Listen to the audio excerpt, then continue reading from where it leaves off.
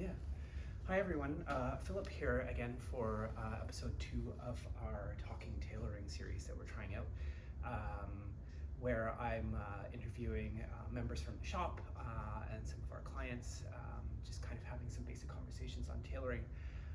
So today we're here with another member from the shop.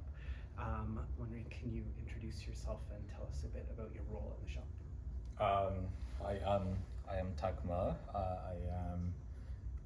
I can say a cutter and tailor now at Phillips Sparks Tailor Goods. Been here for how many years now? 3 years and a little bit, I think. Yeah. Nice. How long have you been sewing for? Beyond your time here. So if I can include the years that I was in the school, then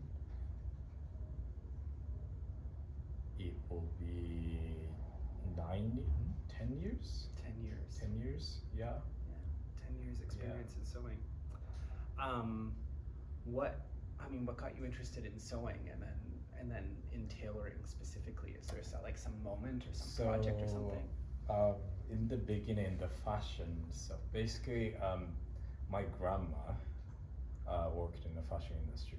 She was taking care of trade of international yarns and stuff. And then my mom also had fashion influences from her. And she actually graduated fashion school in Japan as well. Oh, okay. So I can say that's probably where I got that influence from. Tailoring, specifically when I was getting taught by you, Seneca, I was just purely fascinated by how that craft was I was kind of introduced to a whole new dimension of fashion, and then I like complicated stuff, so that's where I got very, very interested in tailoring. Wonderful. Your answer there kind of makes me want to sort of jump ahead into another question and sort of, I guess, put some more perspective to people. Okay. Both you and your now wife Samantha, are sewers and pattern drafters, and I had the privilege of having you both for your first pattern making classes and watching you meet and come together. Right. You guys did something that's really unique because as a couple, both of you are really well educated and have a great background in garment construction. So when it came to getting married, you made your own tuxedo while at the same time Samantha made her own dress. So can you tell us a bit about what that experience was like?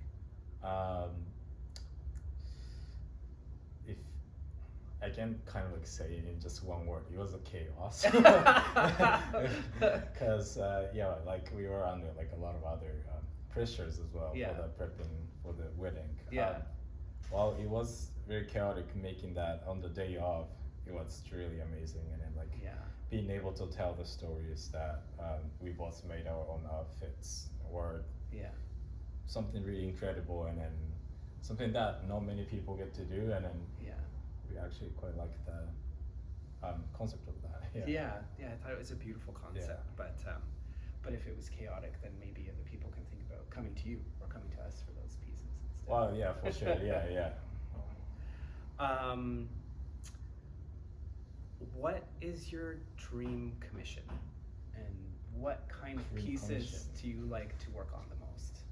Dream commission. That's a hard, because I do like a lot of things, from a lot of different types of garments.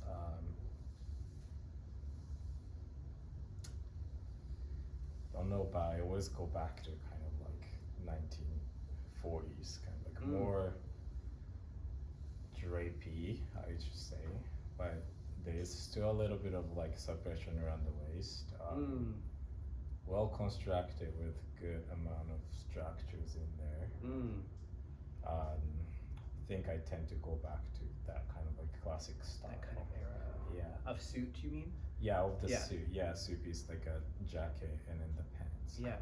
For people who might know, this is a really interesting kind of thing. You describe what that is in a suit for people who might not know? So when I say drapey, like, I mean, like, people kind of take that also like very differently too. But in my opinion, like the shoulders and then neck and all that stuff is really much like pretty much built up. But at the same time, like the cut is made with a little bit more room. Mm-hmm. So that fabric has some rooms to basically drape on your body. Mm-hmm. It's not too tight to your body, but it's not overly like too big of a size. Like it still fits your silhouette, but it just kind of like cleans up all your, I should say, like a curves of the body, and it just like makes it into a very simple, clean line throughout the whole, like from head to the toe. And then that's how I kind of take the drapey style. Yeah, I think it's a great description. Yeah. Take that as you will.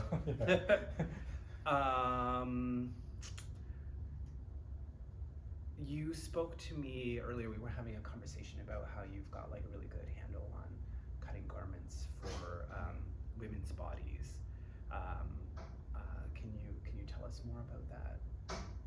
In which direction? Like, you know, about your sort of training and your experience in cutting for that type of body, and well, yeah, like so, ladies' garments, one more curvier garments, or I should say, like it's completely opposite kind of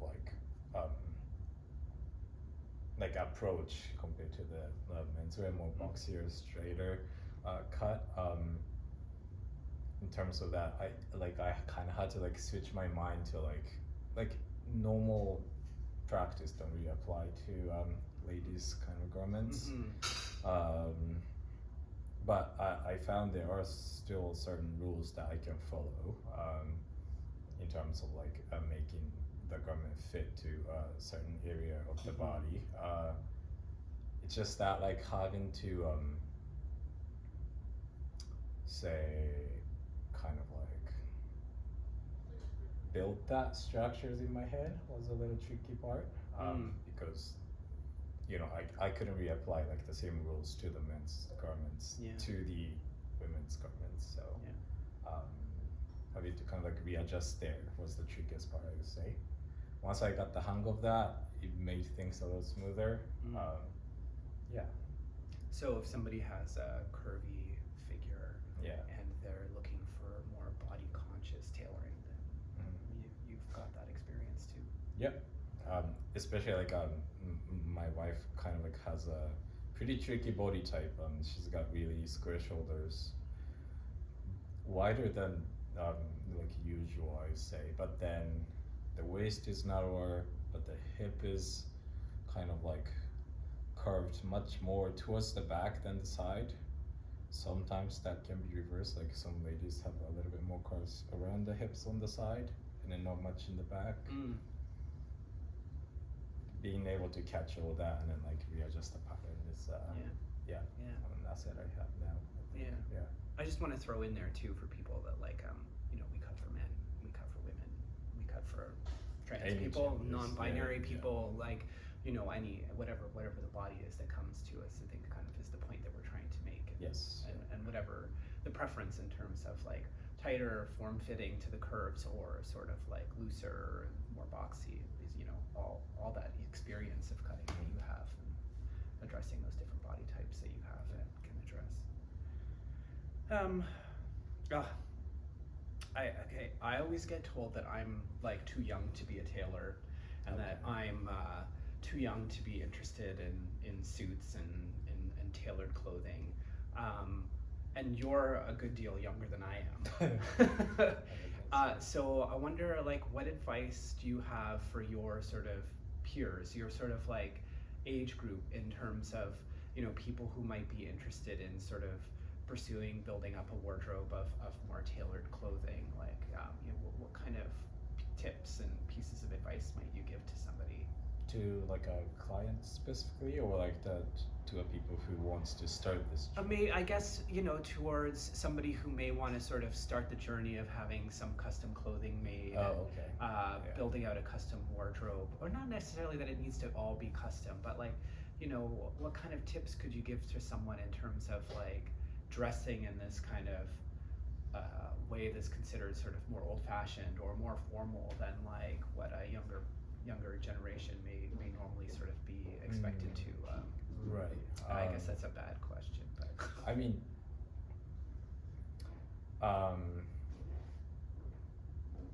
especially for like people who are younger than me, like I feel like this kind of trade can look a bit intimidating, purely because I mean prices are higher than what you can get from off the rack, but there is a reason to it, and then the very first thing that they can try is just to kind of come in and see what actually a garment making is. A lot of times, you can go buy clothes from anywhere, like go to the mall or shop on the street, but then no one actually knows how the garments are constructed, and then like to kind of learn that, and then know how much effort that goes into it. Like I think it is a pretty important thing, because in my opinion, I feel like we kind of like underappreciate a lot of things just because we can get the access to things so easily nowadays. I guess what I'm trying to say is like it's not only for the garments, but any kind of like products that you can get from the stores. Kind of like to crave that how things are made, and then like to crave for that knowledge is a more important approach as we live. Yeah. So part of it is like slowing down your consumption, like putting more effort into and concern into how something was made. Like I'm like, as we also don't really take care of knitwears and all that stuff, and then I'm not opposed to like buying things from the stores per se, but also like for like what we make and then what we offer is almost like a lifetime guarantee, like warranty. If the jacket got a rip, we'll fix it, we'll mend it for you, and then having like one piece for much longer time is very important to me, because you make memories with it, and you get sentimental about it. I certainly get attached to certain items that I own. What about the concept of like wearing tailored clothing sort of out day to day, sort of for 1940s feeling drapey pieces? Is that, do you get sort of do you ever feel sort of like uncomfortable dressing that way around other people? Has anybody ever kind of comment about it? Like, you definitely get looked at because you're just out of the day anyway. But like that shouldn't stop what you actually like. Like what your preference is. Like it's at the end of the day, like you own your own. Like you live your life and then do what you like, and then like what people say matter or don't matter. I don't know. Just that's good. They can choose to take that. And people are looking at you because you look good. Well, like if they think you look bad, then well, it wasn't just their preference. That doesn't really matter. If there was no budget and no time constraints, what dream piece would you have tailored for yourself? Oh, good question. No budget. No budget, no time constraint. You've got people helping you in the shop. And constructing yourself, like, but what's the sort of dream thing that you would have made for yourself? It's a really good question. I would go definitely a two-piece suit. Very minimal machine stitches. again, I like myself a little filler cut, so probably wider leg, cuffed pleats.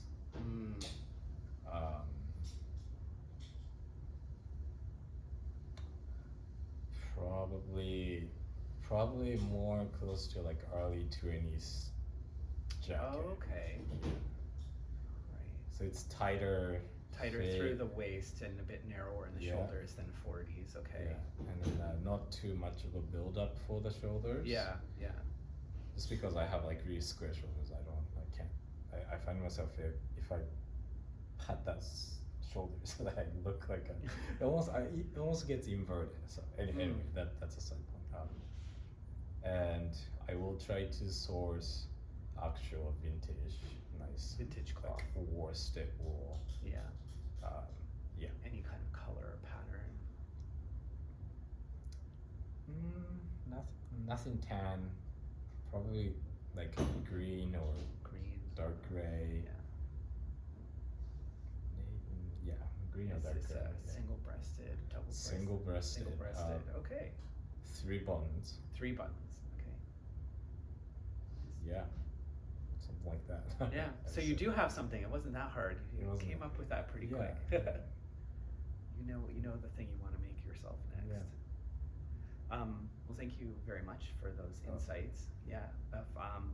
If you're interested in Takuma's perspectives, you can book an appointment with him to learn more.